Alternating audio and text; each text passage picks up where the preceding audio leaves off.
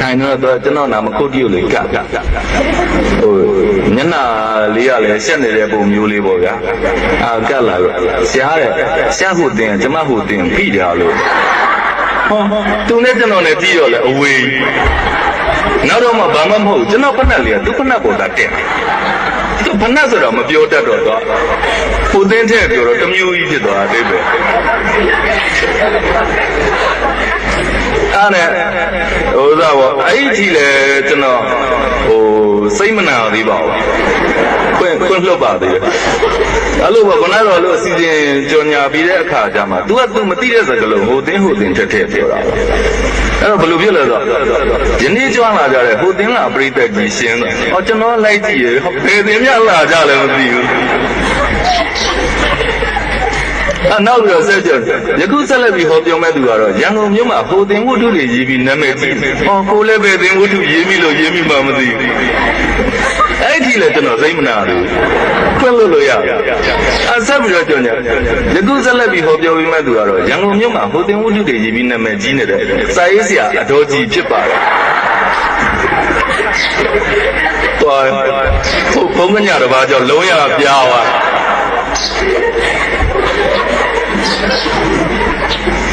အဲ့ဒီလေကျွန်တော်သိမနာသေးပါဘူးအဲ့တော့ပြောပဲထုံးစံတိုင်းပေါ့ကျွန်တော်အဲ့လိုပဲစင်မမှာတက်ပြောလူကြီးကြီးတော့အားလုံးပေါင်း22ယောက်တိတိရှိတယ်နားထောင်တယ်လူတုံလုံးအတိုင်းသားဖို့ဆိုရင်ကျွန်တော်ကြောက်အောင်ကြီးကြည့်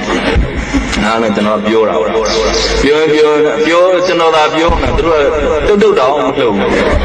အရှိမကလေးနှစ်ကောင်ဂျုံးနေတို့သူတို့ချင်းချင်းသေးတွေနဲ့ပတ်သူတို့ပတ်လို့ဝိုင်းကျွန်တော်လဲပတ်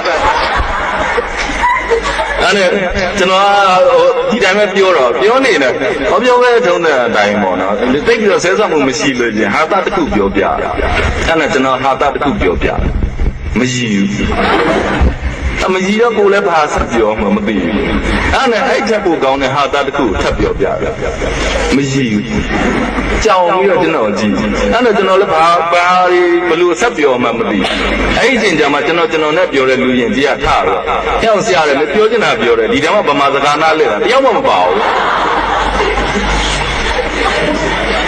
မလို့သူကဟိုရုပ်ရှင်မင်းသားတွေပါလေအစိုးရတွေကိုဖိတ်ရအောင်စာရေးအကြီးတော်နာမည်ကြီးတယ်ဆိုလို့ဖိတ်လိုက်တာဘာလို့မှလည်းမသိကလေးနှစ်ကောင်ကလည်း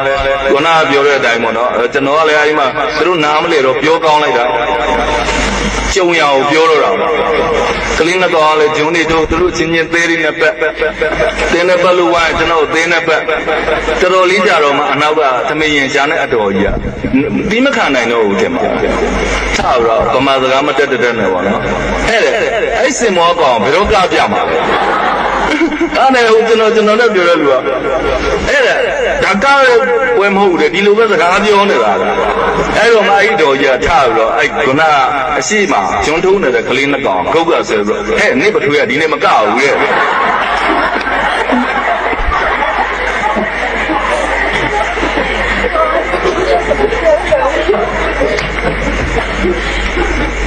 ကျွန်တော်အခုဆက်ပြီးပြောမယ့်အကြောင်းကတော့ဟိုလူညံ့တယောက်အကြောင်းပါလူညံ့တယောက်ရဲ့အကြောင်းရင်းပြောပြမယ်လူညံ့ဆိုဘာမှမဟုတ်ပါဘူးကျွန်တော်ပြောမှာပါဟိုကျွန်တော်လူညံ့အဖြစ်နဲ့မွေးဖွားလာခဲ့ရတာပေါ့နော်ငငယ်တွေကကျွန်တော်လူညံ့ဖြစ်ရတဲ့အကြောင်းရင်းရတယ်အခြေခံအကြောင်းလည်းသိတော့မထူးဆန်းပါဘူးကျွန်တော်အဖေကလည်းသူလည်းခက်ညံ့ညံ့ဝန်ထမ်းတယောက်ပါပဲဒါအစိုးရဝန်ထမ်းပေါ့တော့ဝန်ထမ်းကောင်းသိဖြစ်ခြင်းနဲ့ဝန်ထမ်းတယောက်ပါတော့ဝန်ထမ်းကောင်းသိဖြစ်ခြင်းနဲ့အခါကျတော့အထက်လူကြီးများလည်းသူ့တော်ပဲပို့ပါတယ်ဘယ်တော့မှမြို့မှာမထားပါဘူးကျွန်တော်တို့အဲ့လိုဒီနဲ့တော်ရကလှည့်နေရတဲ့အခါကျတော့ကျွန်တော်တို့ရဲ့လူတွေကဘာမှတိုးတက်လာတာမရှိပါဘူးနောက်ပြီးတော့ကျွန်တော်အဖေကဝန်ထမ်းကောင်းသိဖြစ်ခြင်းနဲ့သူဆိုတော့သူကအရာရာတိုင်းသူအတိအကျလုပ်တယ်ပါဥမာသူ7နိုင်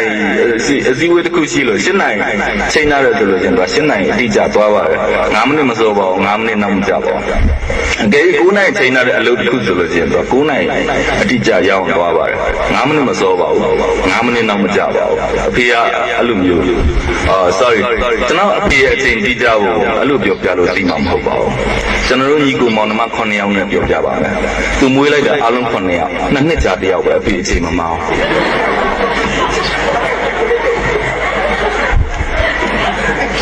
ဒါတော့အဖေနဲ့အမေနဲ့မတည့်မတည့်လို့9ယောက်မွေးရတဲ့ညာတဲ့ပလိုင်းနဲ့တော့လိုက်ကောင်းအောင်အမေကိုလည်းမေးပါအမေရဲ့လုံးမတည့်တာဘာဖြစ်လို့2နှစ်ကြာ9ယောက်တော့မွေးလိုက်လို့ဟိုနေ့အဖေကတစ်နှစ်ခွဲချတခါလာတောင်းမှန်တော့ကျွန်တော်အမိကလေးမွေးတာမှပြောနေကျွန်တော်ရွာမလားခင်ဆိုတာတယောက်ရှိတယ်အဲ့ဒီအမကြီးကအခုလို့ကျွန်တော်ဟိုနေရာနည်းနည်းရတဲ့အချိန်မှာဆိုလို့ရှိရင်သူမြန်မာနိုင်ငံအလေးမအဖွဲ့ချုပ်မှာဥက္ကဋ္ဌခန့်တယ်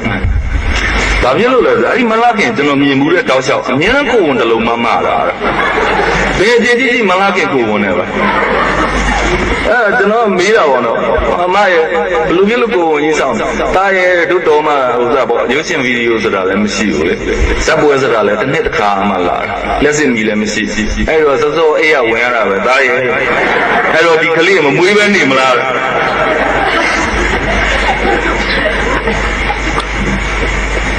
ဟိုမိတူစက်တော်မှာခလုံး2ချက်3ချက်နှိပ်ရတယ်မလားခင်ဘာခလုံးမှနှိပ်ကြမလို့သူကသူမွေးနေတာတလောဟိုနေဦးပြန်ရောက်ပါတယ်ကျွန်တော်တို့နေတဲ့နေဆိုတာအရင်တော့အနဲ့ရောက်နေပြီပေါ့ကရင်ပြည်နယ်အနဲ့ရောက်နေကလေးတကုန်းနိုင်ဆိုအခုလည်းသိတော့မဖြစ်သေးပါဘူးနတ်နေတော့မှာနေပြန်ရောက်သွားတော့နေရတငယ်ချင်းနဲ့ပြန်တွေ့ကြတာပေါ့နော်ပြန်တွေ့ကြတာမျိုးပဲဟိုစကားလေးပဲပြောရင်တငယ်ချင်းတယောက်ကပြောတယ်ဟဲ့အောင်ဟိုဘက်ရောက်မှာအလူရှိတယ်တဲ့အလူမှကြီးတာတအားကောင်းတယ်ဘာကြီးလဲအိုက်စခင်တွေကြီးတယ်တဲ့အိုက်စခင်ကကျွန်တော်ရုပ်တဲ့နားထဲမှာမရှင်းဘူးပြည့်အိုက်စခင်ကဘာလည်းမသိဘူးအဲ့ဒါဘေးနာကိုဥစားကိုမေးလိုက်တယ်တငယ်ချင်းတယောက်မေးတယ်ဟဲ့အောင်သူပြောတဲ့အိုက်စခင်ကဘာလဲအားတဲ့ဒီကောင်ဘူးလို့ပြောချင်တာလည်းမပြောတတ်လို့အိုက်စခင်ကဘာမှမဟုတ်ဘူးပဲဖာလူတာကိုပြောတာအဲ့ဒါကလည်းဖာလူတာတော့အဝေးကြီးပဲအဲ့နဲ့ကျွန်တော်လည်းမတင်ငါလို့တော့စုံတယ်တော့ဘာမှမဟုတ်ဘူးကိုကတိုက်လှုပ်လိုက်တာစပါးကလေး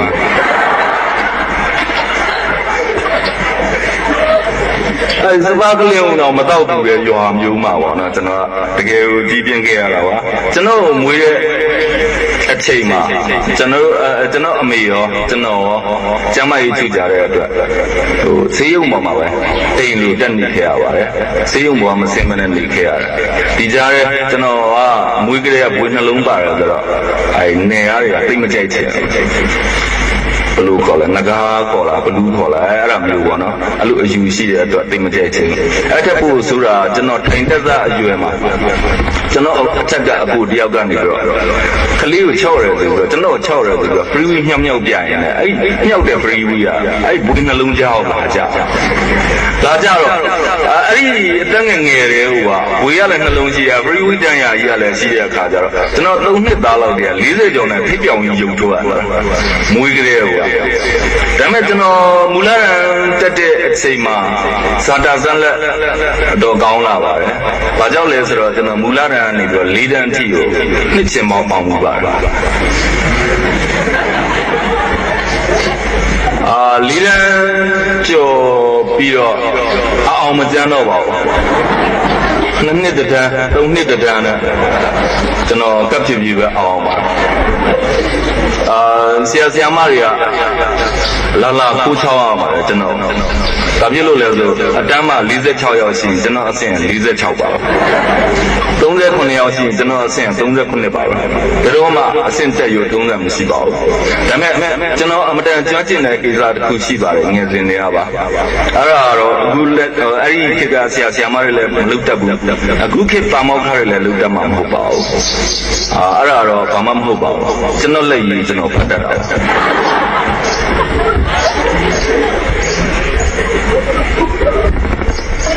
ကျွန်တော်တယောက်ပဲဖတ်တတ်တာပါကျွန်တော်လက်ရည်ကျွန်တော်ပါမောက်ခါတွေလည်းမဖတ်တတ်ပါဘူး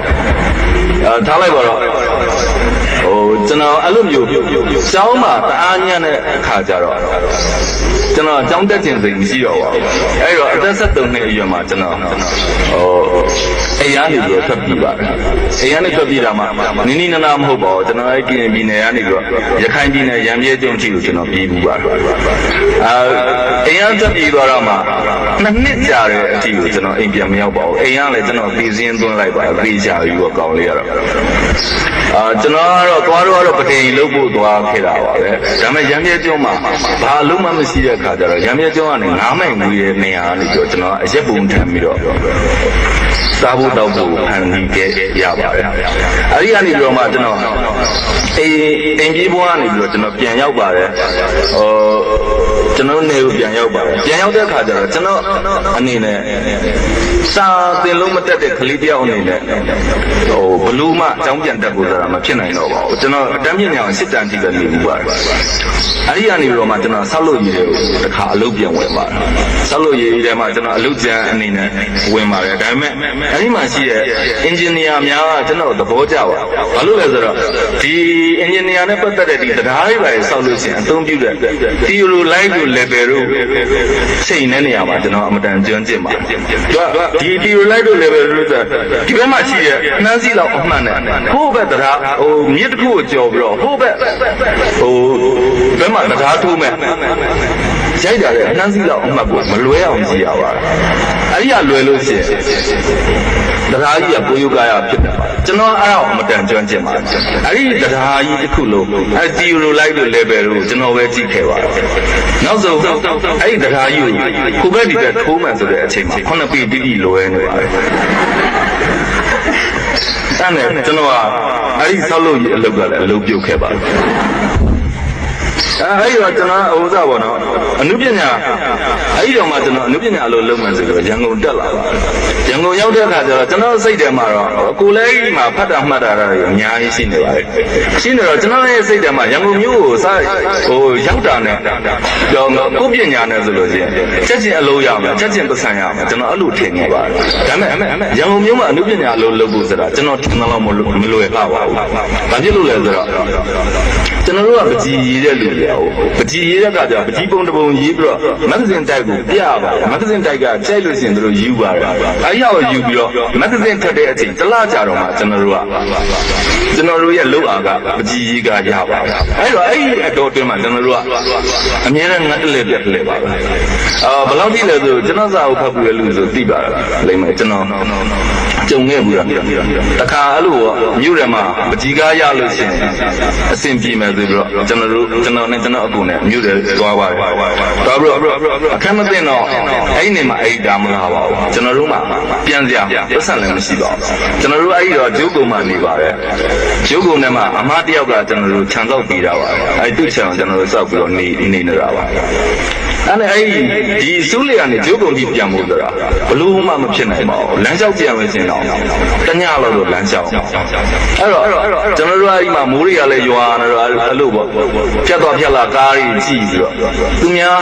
းလိုင်းကားကပြီးပြီးတော့ကားစီးသွားလို့ရှင်တော့ကျွန်တော်အားကြောက်ငါလည်းတစ်ချိန်ချင်းတော့ဒီလိုလိုင်းကားကလည်းပြီးပြီးတော့ကားစီးကျင်လိုက်တာဆိုစိတ်ကူမျိုးပေါ်ဘူးပ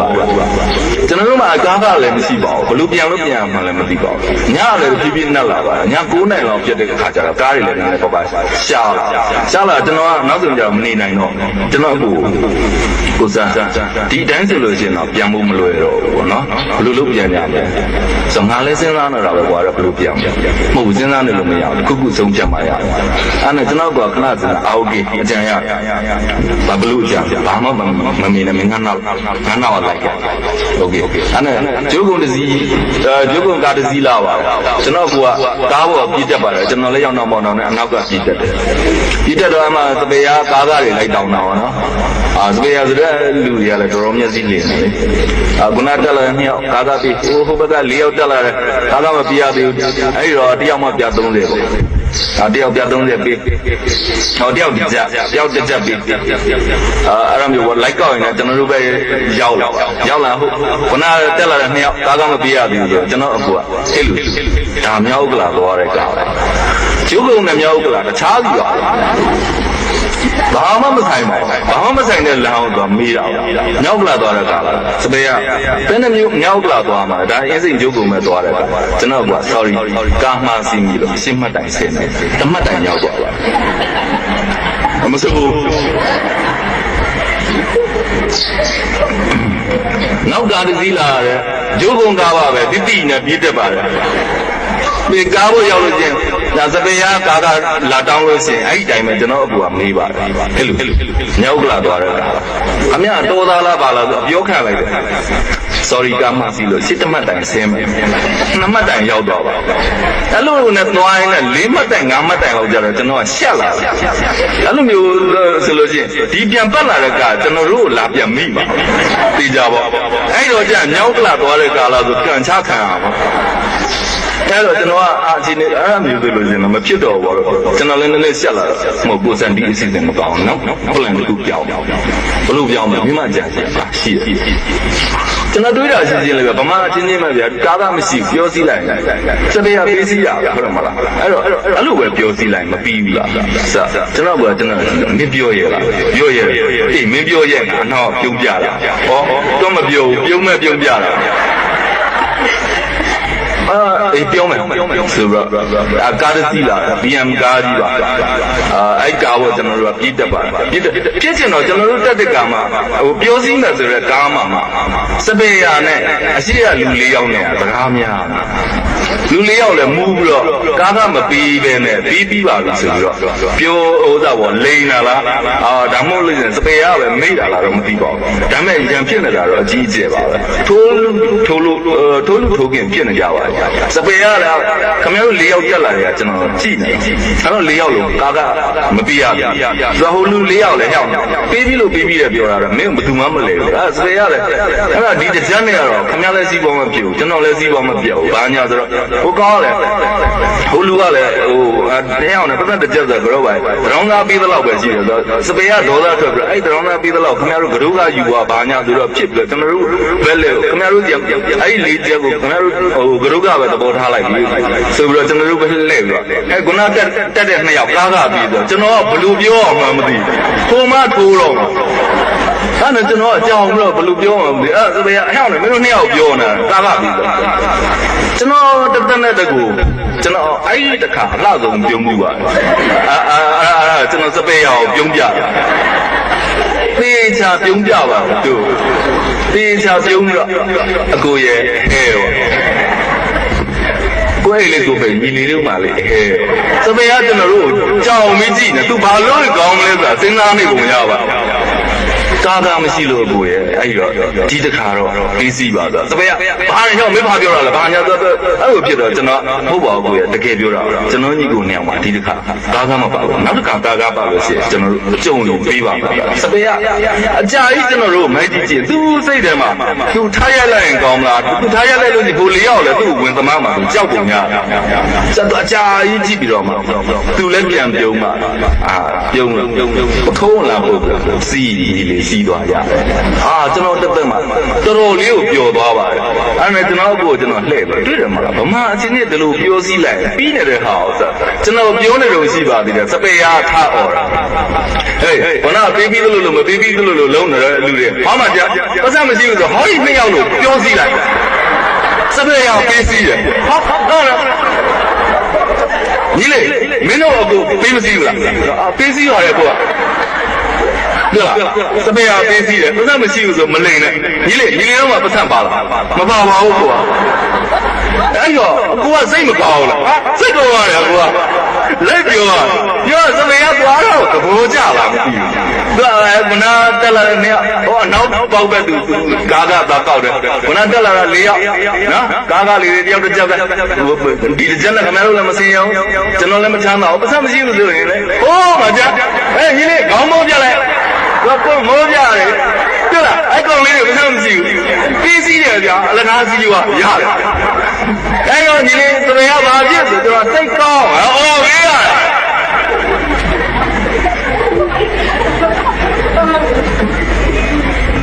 အကျင့်ရပြီလားဟမ်ဟာလားရအကျင့်ရပြီလားရပါ အဲ့ဒါမျိုးဖြစ်တဲ့အခါများတော့ကျွန်တော်တို့က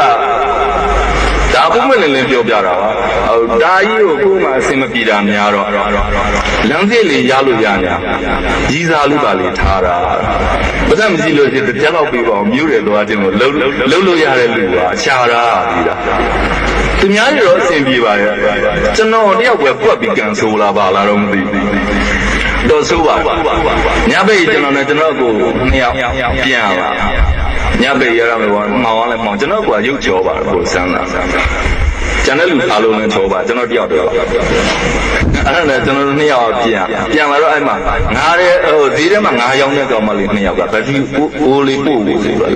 အနောက်ကနေလိုက်လာတော့ကိုဆန်းအောင်တွေ့တဲ့အခါကျတော့ဟဲ့ကိုဆန်းကြီးတော့သူတို့ကမှလွင်မိုးတွေ့ရတဲ့အတိုင်းကျွန်တော်ကိုတွေ့ရအပြုတ်ဟုတ်ကသူတို့ကဟဲ့ကိုဆန်းကြီးရဲ့ဘာညာလုံနေကျွန်တော်ကိုကလည်းမယုံမရွာဖြစ်ပြီးတော့မောင်းကြည့်အနောက်မှာတော့ကောင်မလေးနှစ်ယောက်ပါမင်းတယောက်ပြောငါတယောက်ပြောမလားဒါကိုကလည်းကြည့်တော့မူးကလည်းမူးနေတော့ဘာပဲပြောမပြောရအဲ့ဒါကိုစားဘယ်လိုလေးတစ်ဖက်ကိုသာဆဲပြီးတော့အဲ့ဒါမျိုးပဲတော့ဘယ်လိုပို့လာတယ်ငါလိုက်ပို့ပြီးမှဆိုပြီးတော့နည်းနည်းချောတဲ့ကောင်မလေးတယောက်ခေါ်သွားတယ်ဘယ်လိုဦးဆိုင်အောင်ပေါ့နော်သူတို့ကပြဿနာမရှိပေမဲ့ကျွန်တော်ကျတော့ပြဿနာလာရှိကျွန်တော်နဲ့ကြံခဲ့တဲ့ကောင်မလေးကထောက်អော်ပါလေဟဲ့ကိုကောင်မဘာလုပ်ရလဲဘာဖြစ်လို့လဲသူကြတော့ကိုဆန်းခေါ်သွားပြီငါကြမှာခုနကရှေ့ဦးနဲ့ထားခဲ့ဟာခုနကရှေ့ဦးဆိုဘယ်သူလဲဆိုတော့ကျွန်တော်အဲ့ကိုကလည်းမပြစ်ပြအောင်စီးရအောင်ပါဘောနော်ဟဲ့ခုနကရှေ့ဦးမဟုတ်ဘူးအဲ့ဒီကောင်ငါအကူငါအမေးပိုက်တယ်ငါမကြည့်နဲ့လို့အချင်းကန်ချလိုက်လို့ဒီကောင်အရင်ထွက်သွားတဲ့ကောင်အမလို့ချင်းနဲ့ကိုဆန်းပဲပြန်ခေါ်ပြီးတယ်ပါလေဒီကောင်မတက်လူပါဝါတာသူ့ကြတော့ကိုဆန်းခေါ်ပြီးတော့ငါကြောင့်မှအဖိုးကြီးနဲ့ထားခဲ့လို့ရမလားတွေပါဖြစ်တော့ကျွန်တော်ကလည်းအဲ့တော့မပြစ်ပြအောင်စီးရတော့မဟုတ်အဲ့နဲ့စာရေးဆရာပြင်မဲ့ကောင်ကလည်းဖြစ်နေတော့ကျွန်တော်သူ့ကိုပြောပြဟောဒီညနေခင်းမှာလို့မင်းအလှကိုမြင်လိုက်ရတာကလီယိုပက်ထရာကိုကြိုက်ခဲ့တဲ့မွေစိတ်ကိုစိတ်တင်စေပါတယ်ကောင်မလေးကကျွန်တော်ကြောက်အောင်မြည်ကြည့်ဘာပြောလို့ပြောမှမသိဘူးကျွန်တော်လည်းဘာမှမသိဘူးမင်းရဲ့နှင်းစီအောင်ဘာပြင်းလိမ့်မှာဟောဒီလေးပြေလေးပြတ်တယ်အမှန်တော့မဲတုံးနေတာဗျာဒါမဲ့ဟိုမင်းမကြကြအောင်ပြောရမယ်ဆိုတော့နှင်းစီအောင်ဘာပြင်းနေပါလုတ်ခဲ့တာနင်းစီအောင်ပါပြင်းလေးမအခုလိုလေးပြေလေးနှင်းလေးတွေဖြတ်တိုက်သွားတော့ကိုမနာလို့ကွာဆိုကောင်မလေးကကျွန်တော်အကြာကြီးကြောက်ကြည့်တယ်အမှန်တော့သူကျွန်တော်တော်တော်ကျွေးနေတဲ့သဘောပါပဲအဲ့နှစ်ခေါက်လောက်အချင်းတွေကတော့တော်တော်ကောင်းတယ်ကျွန်တော်လည်းအမှန်တန်လဲကြပါတယ်အဲ့နှစ်ခွန်ပြောပြီးဘာဆက်ပြောမှမသိအဲ့နဲ့ကိုကြည့်ဒီနဲ့ကြည့်ရောအဲ့တစ်ပင်ပေါ်မှာငှက်လေးနှစ်ကောင်လာဆော့အောင်လားလာနားလာပြီးတော့ကျွန်တော်ကြည့်ဖြစ်နိုင်လို့ချင်းဟာဒီညခင်မှာဒီတစ်ပင်ပေါ်ကငှက်ကလေးနှစ်ကောင်လုံးမင်းနိုင်ငံနဲ့ပြောပါချင်လိုက်တာကောင်းမလေးကျွန်တော်ကြည့်ပြီးတော့တစ်ပင်ပေါ်ငှက်ပြီးတော့ကျွန်တော်ကြည့်ပြီးတော့တစ်ပင်ပေါ်ငှက်ကြည့်ဟဲ့နင်ဘာလူဘာဝဘာလူဘာဝလို့နင်ပြန်ကြည့်ငါခုပါချလိုက်မယ်ကျွန်တော်ပြတော့ငှက်အကောင်သူကြည့်တော့မှတကောင်အမောက်တကောင်စိတ်ပြီးဆက်ဆော့တယ်အဲ့လိုပြောပါချင်းတော့ကောင်မကျွန်တော်ပါချမယ်လို့တော့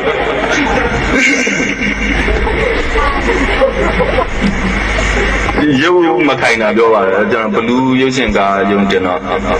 ဘလူးဆိုကျွန်တော်ရဲ့နာမည်ကြီးဆုံးကားပါပဲဝတ္ထုလည်းနာမည်ကြီးရဲ့ဘေလူဝါလို့ကဘာရုပ်အဆိုးဆုံးမင်းသားကိုလည်းကျွန်တော်တို့ခေါင်းဆောင်မင်းသားဖြစ်အောင်တင်ခဲ့တာဆိုတော့ကျွန်တော်ရဲ့ဘလူးရုပ်ရှင်ရိုက်တော့ကျွန်တော်ကတိတီနဲ့ဝေါ်ရှိရှိပါဓာတ်ပုံတွေရိုက်ပေါ့နော်မင်းသားတွေကလည်းအများကြီးလာကြည့်ကြတာမင်းသားတွေလာကြည့်လို့ချင်းတော့ပြိပတ်တွေကပြီးတဲ့အတိုင်းပေါ့ဦးကျော်သူကြီးတော့တွေပါလေပေါ့နော်ဟာကိုလင်မိုးကြီးတော့ဘေလူဝါတော့ဘေလူဝါလေးချစ်စရာလေးတွေပါကျွန်တော်ရဲ့ဝေါ်ရှိရှိမှာကျွန်တော်ဝေါ်ရှိပေါ့နော်အဲဒီရှိမှာကျွန်တော်ဓာတ်ပုံတွေမှာရိုက်ရက်ခံနေတဲ့အချိန်မှာအတော်ကြီးတယောက်အตาလေးကမကိုဒီယိုနဲ့ကဒါလာဒီတော်ကြီးပါလေကိုနဲ့ပဲဓာတ်ပုံတွေ့ရိုက်ချင်မှာပါလားပေါ့နော်မကြည့်တော်တော်လေးကြာတော့မှကျွန်တော်နာလာကအကြီးတော်နဲ့နာမည်ကြီးနေတာကြာပြီဘာလို့ဒါလဲဟင်းနေဩ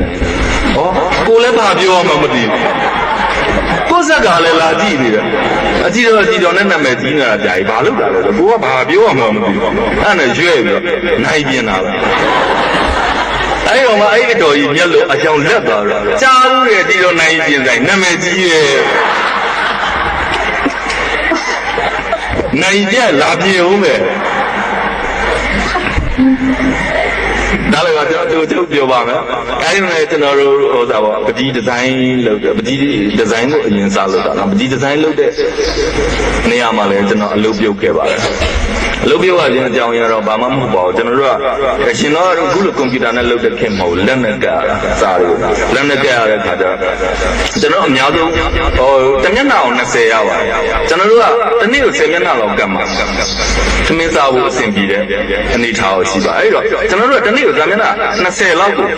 ဟိုဝယုံသုံးကနဲ့ကတ်တာကျွန်တော်တို့လုပ်တဲ့ဟာတွေကလည်းမှုကင်းစာအုပ်တို့ဘုရားစာအုပ်တို့အဲ့ဒါမျိုးရောနေတော့ကျွန်တော်ကအဲ့ဒီဟာကိုစာမှားကတ်မိပါတယ်မှုကင်းနဲ့ဒီဘုရားစာအုပ်နဲ့ကျွန်တော်မှားပြီးတော့ရောကတ်မိတယ်မဂ္ဂဇင်းထဲမှာပါလာတော့ဘယ်လိုဖြစ်သွားလဲဆိုတော့တရားရှင်ကိုတော်မြတ်ကားတဲ့နောက်လိုက်နောက်ပါအချွေရ900နဲ့အတူတာဝတိပြည်ကနေကောင်းကင်ပြည်ကကြွတော်မလို့ကြီးရဲ့အဲ့နောက်တစ်ပတ်လေကြောင်းဟိတ်ကောင်မပြေးနဲ့မင်းတို့ဒီလမ်းလာမယ်ပြီလို့ငါစောင့်တယ်ကွာဆိုလက်တိတ်ခတ်ပြီးစားပလင်းနဲ့မောင်ဖမ်းလိုက်ကျွန်တော်လုံးမှာပဲဖရားရတယ်ဖမ်းခံလိုက်ရတယ်ဟုတ်ကြတော့အဲ့လိုဖြစ်သွားတဲ့အခါကျတော့ကျွန်တော်အလုပ်ပြုတ်ခဲ့ပါတယ်ဟောမှာကျွန်တော်အလုပ်တွေပါအဆင်ပြေတဲ့အခါကျတော့နေတွေပါပြန်တော့ဟောနော်ကျွန်တော်ကြီးမိတွေပါအိမ်ပြန်တော့အိမ်ပြန်လို့ရှိရင်ကြီးမိတွေကပြောရဲနေအဲ့လိုဖြစ်နေတာအရက်တွေပါတောက်ဦးတယ်မှလားအရက်တောက်လို့ရှိရင်တော့အဲ့လိုအမှားများတော့ဆိုတော့ကျွန်တော်ကလည်းဟိုဇာတိဆရာလည်းဖြစ်လာတော့စကားတက်တယ်ကြီးမိကပြောတော့သူကမေရီးယားပြန်တော့ပါကျူးလွန်ဂျန်နက်ကံလေးပါသူ့လိုကျိုးသွားတယ်ပေါ့နော်အဲ့နဲ့ကိုကလည်းစကားနည်းနည်းတက်တော့ကြီးမိစဉ်းစားဦးသူကမေရီးယားပြန်တော့ပါကျူးလွန်ဂျန်နက်ကံလေးပါသူ့လိုလုံသွားတာစဉ်းစားကြည့်လေအရက်မူပြီးသူများလိမ်မှုမပြောနဲ့ကိုရှာတော့ကိုမကိုင်းမိအောင်နေကြိုးစားနေသူများပြည့်စီခိုးပြောနေကိုအိတ်တယ်ဘယ်ကောင်မလို့မဝါမှမသိဘူးသူများအသက်သက်ဖို့မပြောနဲ့ကိုယ့်အကူမြောင်းနဲ့လိမ့်မသိအောင်လည်းမနေကြိုးစားနေဟာသူများသားမယားပြစ်မှာကိုဘူတော့ငွေတယ်နိုင်ငံခြားမှာအိန္ဒိယမှာလည်းမသိဖြစ်တယ်အရက်မူပြီးတော့တန်းညက်နဲ့ဝင်အိတ်တာကိုဖိနေမူဝင်လို့ဝင်မတော့မသိဒါမှကြီးမင်းတွေမရတော့ဟိုသားပေါ့အရက်လူပေါ့အနေမှာအနေရဖျားတကူကြီးဖျားစီတက်ပြီးကဲငါဆိုတဲ့တိုင်လိုက်ဆိုဒါပဲနားလိုက်ဆိုကျွန်တော်ပြောကြည့်ပြီးဒီရက်ကိုရသက်ပန်လူထဲမှာဒီဖျားရသက်ပန်လူထဲမှာဒီဖျားတော့လူလိုက်အောင်ရန်ကုန်ပြန်တက်လာတငယ်ချင်းနဲ့တွေ့တော့သူတို့ဆွဲတော့ဘုရားမနေနိုင်ပြန်တောက်ချင်တော့ဘလူလောက်အောင်မသိနာနဲ့တကူကြီးဖျားကိုပြန်သွားတယ်အရှင်ဗျာပြီးတော့ယောဘုရားမှာတော့လူခဲ့ပါရဲ့ဗျာအခုမနေနိုင်လို့ပြန်တောက်ပါတော့မယ်ဗျာအဲ့တော့ဘုရားအချင်းချင်းသာပြောလိုက်ပါတော့ဗျာဘုရားအချင်းချင်းပြောတော့ပုံချင်းနှိပါရဲ့ဗျာ